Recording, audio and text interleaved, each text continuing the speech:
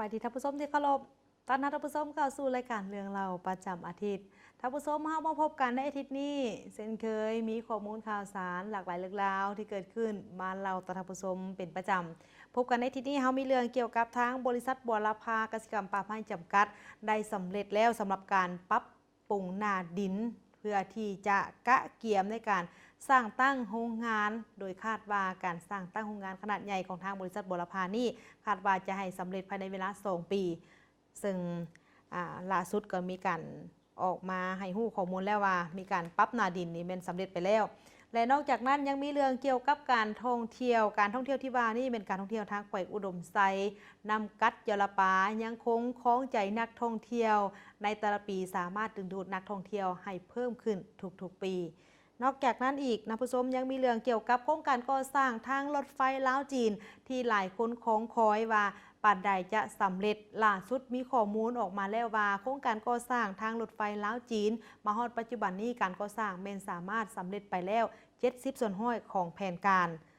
ทำพิธีท่านผู้ชมเฮามาเบิ่งกันที่เรื่องของทางโครงงานไม้อัดของทางบริษัทบัวลาภากสิกรรมป่าไม้จำกัดล่าสุดเพิ่นก็ได้มีการสำเร็จแล้วสำหรับการปรับหน้าดินในการเกี่ยมสร้างโครงงานขนาดใหญ่อยู่ที่แขวงเวียงจันทน์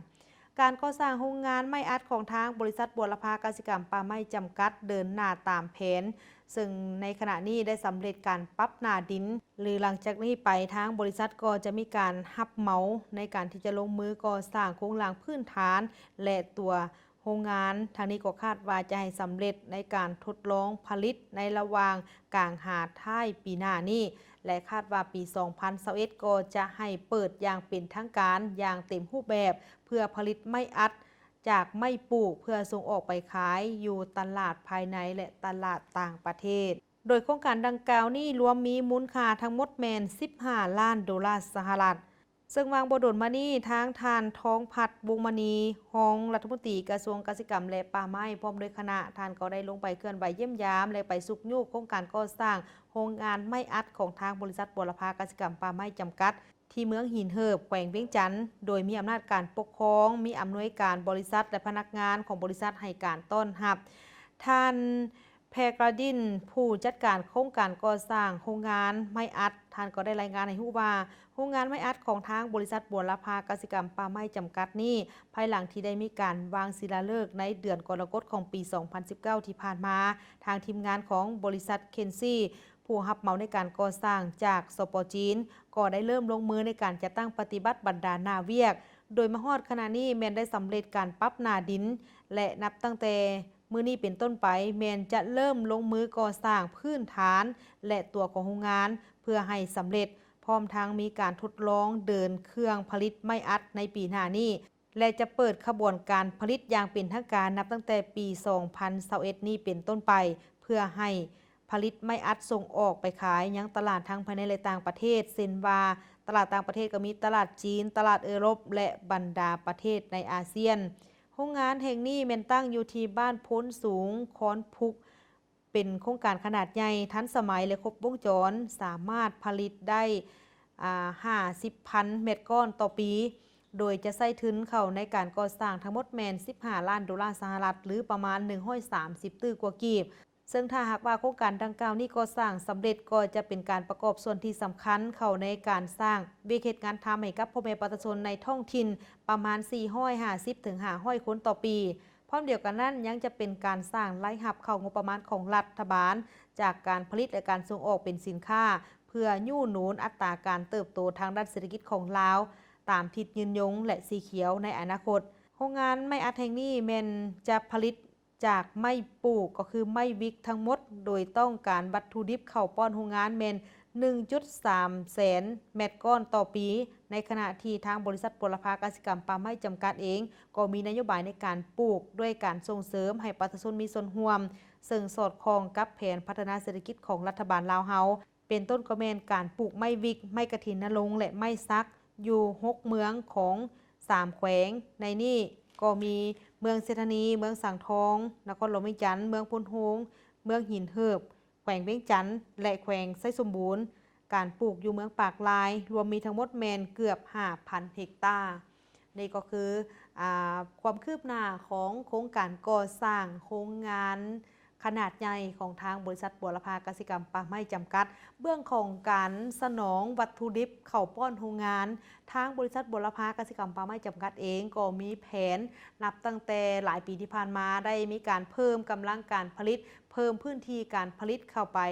โดยเพื่อที่จะหวังที่จะห้องหับโรงงานดังกล่าวนี้ให้ได้สิ่งที่สำคัญก็คือทางบริษัทบัวละพากสิกรรมป่าไม้จำกัดนี้การปลูกแมนเพิ่นพยายามปลูกให้แบบมีส่วนร่วมกับประชาชนท่านผู้ชมหรือว่าประชาชนท่านใดที่มีดินเปล่าวางบ่ฮู้ว่าจะเฮ็ดหยังถ้าว่าต้องการอยากจะเข้าร่วมโครงการในการปลูกไม้วิกสนองให้กับโรงงานนี้ก็สามารถติดต่อไปหาเพิ่นได้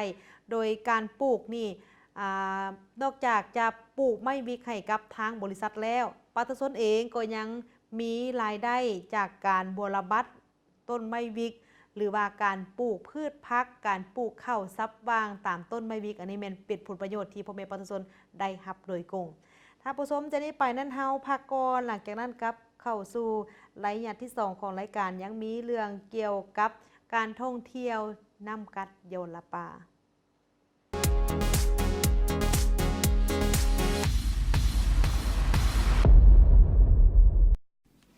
ร่วมสนับสนุนรายการโดยโครงการพัฒนาโครงสร้างพื้นฐานเพื่อส่งเสริมการท่องเที่ยว ADB โครงการสนับสนุนกิจกรรมการท่องเที่ยวลาวโดยทุนรัฐบาลนิวซีแลนด์เสี่ยวเขามีเรื่องสิปรึกษาเรื่องหยังเขามีปัญหาทางด้านการเงินเอาแท้หวะเรื่องมีอยู่ว่ะฮะข้าอีกละ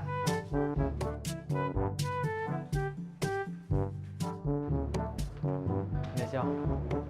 เขามีเรื่องแต่ทอนไว้ซ่อมนี่ยืมเงินด้วยเพื่อนขอความช่วยเหลือจ้ะ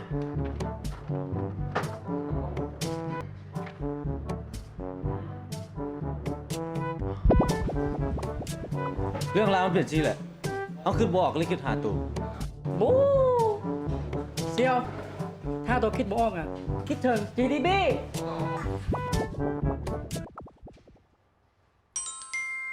คิดบ่ออกคิดถึง JDB เปลี่ยนเงินเดือนเป็นเงินกู้กับสินเชื่อพนักงาน yes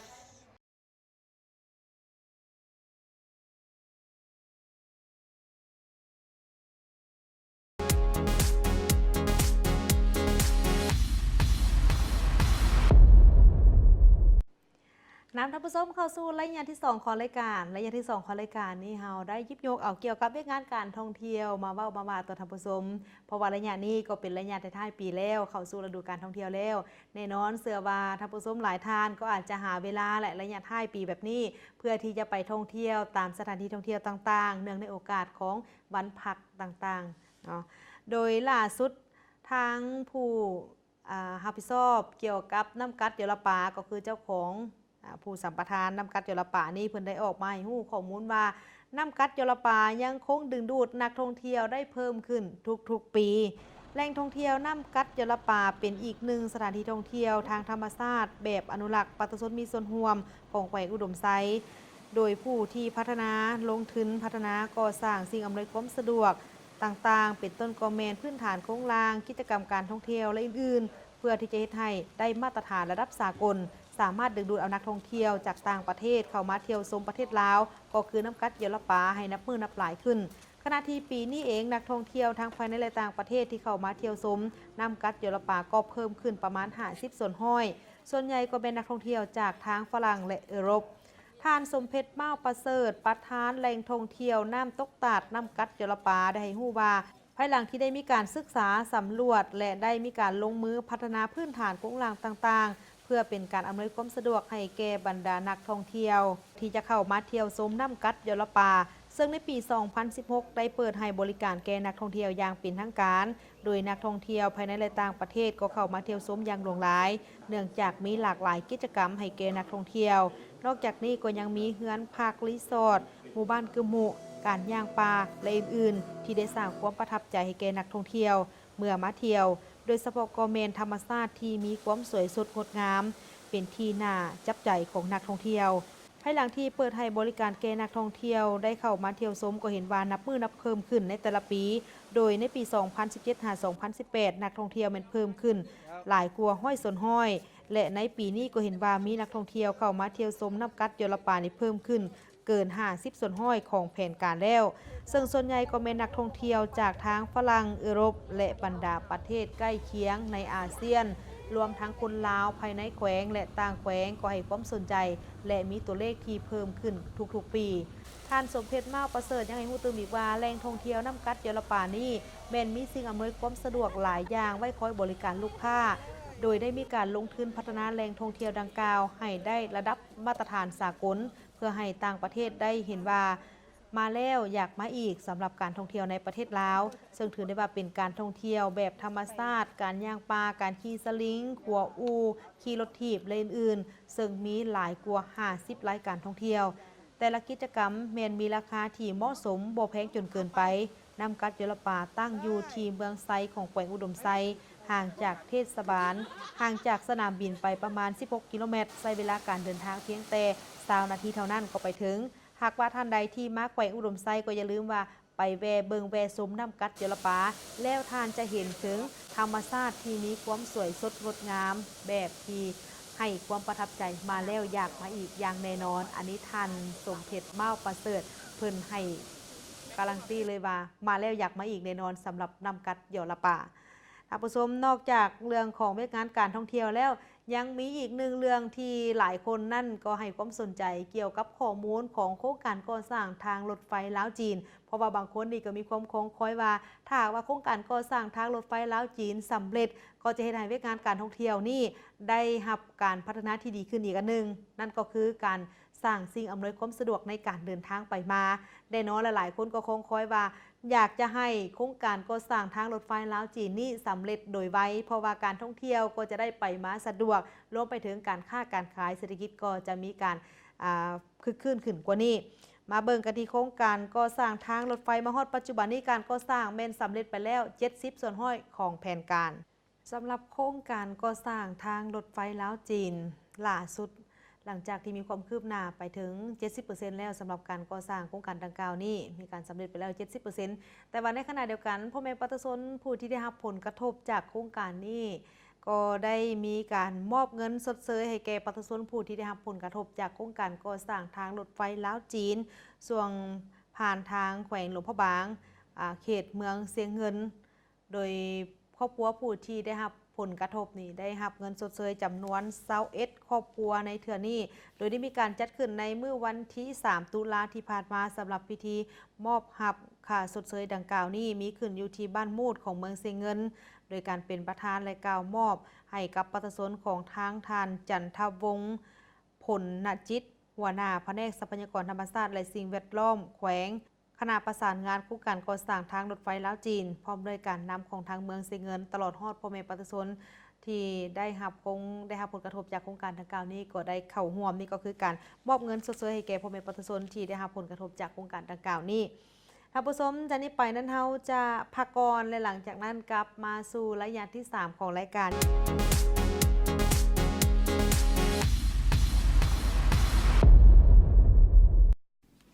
ร่วมสนับสนุนรายการโดยโครงการพัฒนาโครงสร้างพื้นฐานเพื่อส่งเสริมการท่องเที่ยว ADB โครงการสนับสนุนกิจกรรมการท่องเที่ยวลาวโดยทุนรัฐบาลนิวซีแลนด์ในเงินมันคือมาฮ้อนแท้มื้อนี่เหงื่อออกจนหมดคิงเลยนี่เบิ่งสิเปิดพัดลมก่อนติดเอ้าเป็นหยังระบาดนี้คือบ่ปินโอ้ยสายมันรูดอังบ่ยากสิแปลงเบิ่งจ้ามันบ่คุ้มกับผลเสียที่จะตามมาควรนำใช้อุปกรณ์ไฟฟ้าที่ได้มาตรฐานเพื่อความปลอดภัยของตัวของท่านเอง แบบนี้ก็ยินดีคือกันคักสุด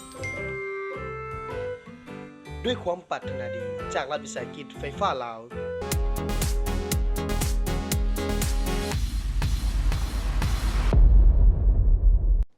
น้ำท่านผู้ชมเข้าสู่ระยะที่3ของรายการระยะที่3ของรายการนี้เราได้หยิบยกเอาเรื่องของการบริการจากทาง ลาวสกายเวย์มาต่อทำผู้ชมหลังจากที่ลาวสกายเวย์ได้สร้างความเข้มแข็งและห้องหับการเติบโตตลอดมาลาวเดินอากาศหรือว่าลาวสกายเวย์เป็นรัฐวิสาหกิจที่ได้มีการพัฒนาตนเองอย่างต่อเนื่องโดยได้เริ่มตั้งแต่มือสร้างตั้งจนมาฮอดปัจจุบันนี้สามารถสร้างระบบโครงรางพื้นฐานให้มีความเข้มแข็งมีการบริการที่กว้างขวางความเอาหลายโครงเขตโดยทุกกิจการล้วนแล้วแต่สอดคล้องกับการพัฒนาเศรษฐกิจสังคมของประเทศแต่สิ่งที่สำคัญก็คือเป็นการร่วมมือหับมือกับยุคแห่งการเสื่อมโยงในอนาคตทางทันสีเวียงทองก่อนนิวงศ์ผู้อำนวยการใหญ่ของทางรัฐวิสาหกิจลาวเดินอากาศได้ให้สัมภาษณ์ต่อกับเวียงการดังกล่าวนี้ว่าลาวเดินอากาศแม่นได้รับการสร้างตั้งขึ้นในปี 2002 โดยแม่นกระทรวงป้องกันประเทศเป็นผู้ประกอบทุนจำนวน 2.5 แสนดอลลาร์ซึ่งการบริการเบื้องต้นแม่นเป็นเที่ยวบินแบบเหมาล้ำหับไส้ภายในประเทศและโครงการหลักก็แม่นหับไส้ให้แก่การขุดค้นโครงกระดูกของทหารอเมริกาที่หายสาบสูญในปางสงครามอยู่ลาวบินหับไส้โครงการบ่อคำเซโปนนับตั้งแต่นั้นเป็นต้นมาโครงการลงทุนก็มีในโครงการลงทุนสำรวจบ่อแฮ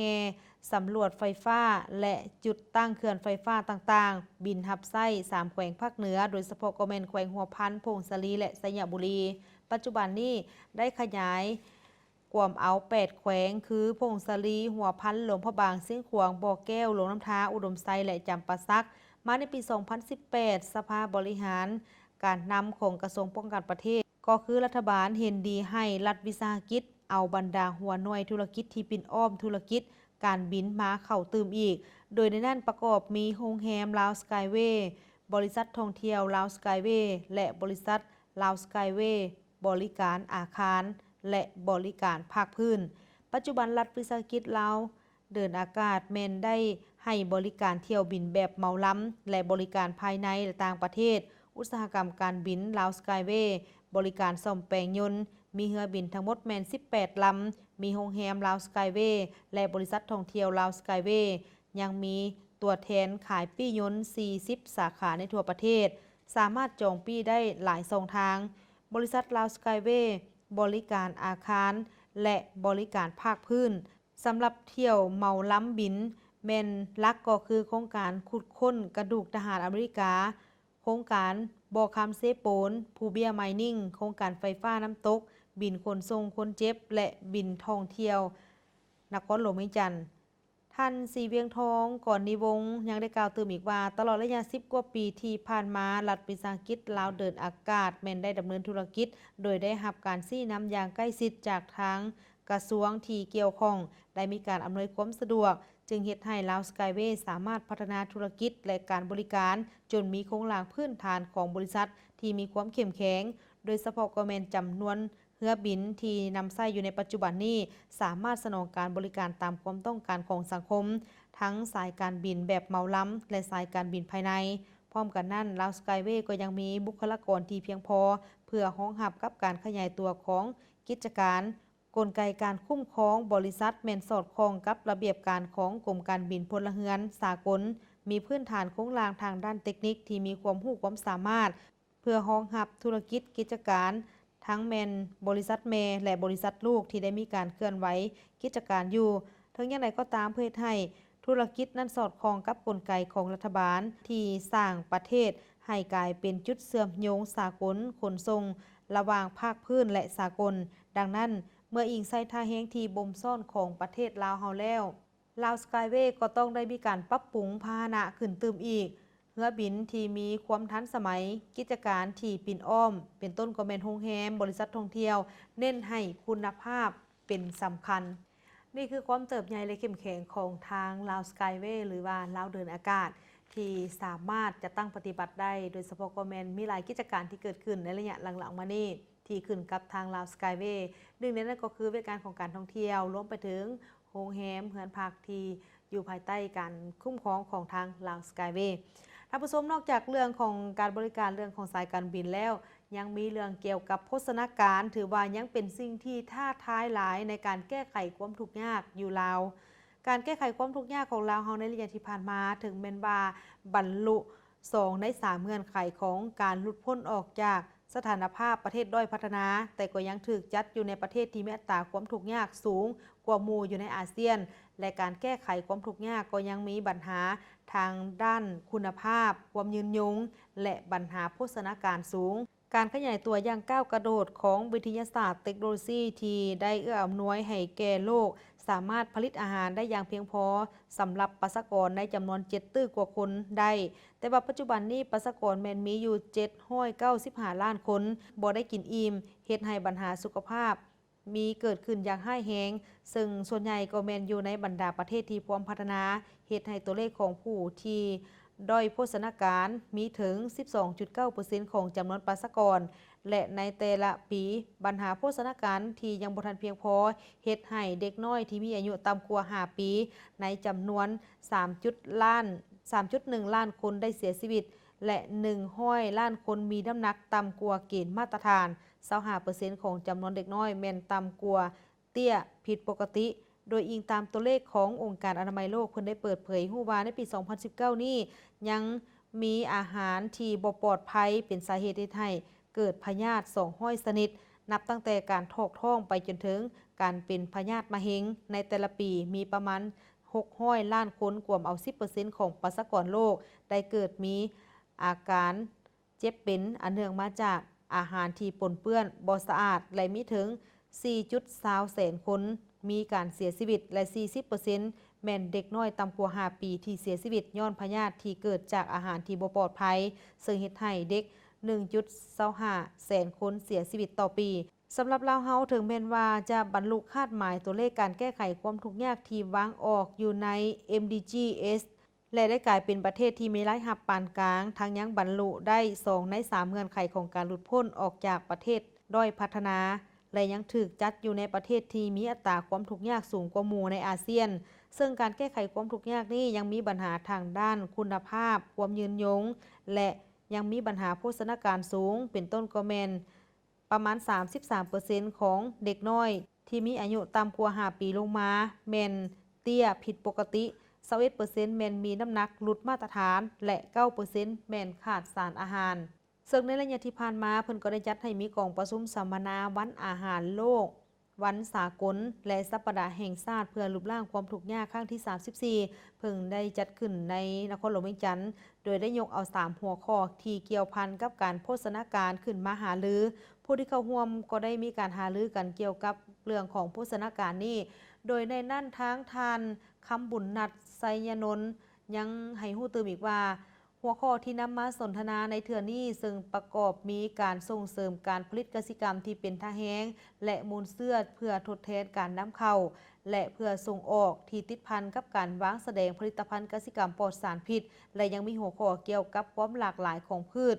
ควรแก่การนำไส้เข้าในการแก้ไขโภชนาการโดยองค์การจัดตั้งสากลที่ได้ให้การช่วยเหลือเด็กจะมีหัวข้อที่ติดพันกับวันสำคัญต่างๆที่เกิดขึ้นอยู่เสมอและนอกจากนั้นก็ยังมีหัวข้อของการสัมมนาโดยได้เน้นใส่การพัฒนาแบบชุมชนเป็นเจ้าการโดยได้สั่งร่วมเอาบรรดาสำนึกหลักการวิธีการนโยบายและรูปแบบโครงการตัวจริงจากการพัฒนาชุมชนเป็นเจ้าโดยเฉพาะก็แม่นบทเรียนของกองทุนลดผ่อนความทุกข์ยากแม่นองค์การของรัฐแม่นได้มีการจัดตั้งปฏิบัติในการพัฒนาชุมชนเป็นเจ้า16 ปีมาแล้วซึ่งได้มีการจัดตั้งการเคลื่อนไหวจนมาฮอดเมื่อวันที่24ตุลานี้ถ้าผู้ชมที่เคารพจะนี้ไปนั้นเฮาจะพักก่อนหลังจากนั้นกลับมารับชมระยะสุดท้ายของรายการ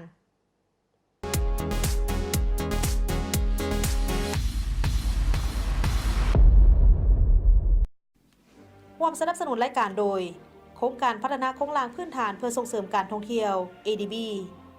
โครงการสนับสนุนกิจกรรมการท่องเที่ยวลาวโดยทุนรัฐบาลนิวซีแลนด์พี่ฮักลูกค้าหลายขนาดนี้เท่าน่าจะขยายห้าง แท้วะ แท้ ใช้เงิน ในบัญชีเห็นดิ ใช้เงินในบัญชี คิดออกแล้ว ขอพรทับโชค แล้ววาสนาสิมามือใด เลขที่ออกได้แก่ โชคหาย นี่ กูนอกระบบต่อเบี้ยมันสูง นี่อาจจะเห็นวิธีใดล่ะ โอ้ สินเชื่อหันทรัพย์ให้เป็นทุนเพื่อเพิ่มโอกาสต่อยอดขยายธุรกิจของทานเพื่อสร้างความเข้มแข็งสภาพการเงิน ประกอบเอกสารสะดวกสบาย อนุมัติง่ายและระยะเวลากู้ยืมสูงสุด 3 ปี สอบถามข้อมูลเพิ่มเติม 021-253-456 ธนาคารห่วมพัฒนาเติบใหญ่ไปพร้อมกัน ธนาคารเอกชนดีเด่นแห่งสปป.ลาวประจำปี 2019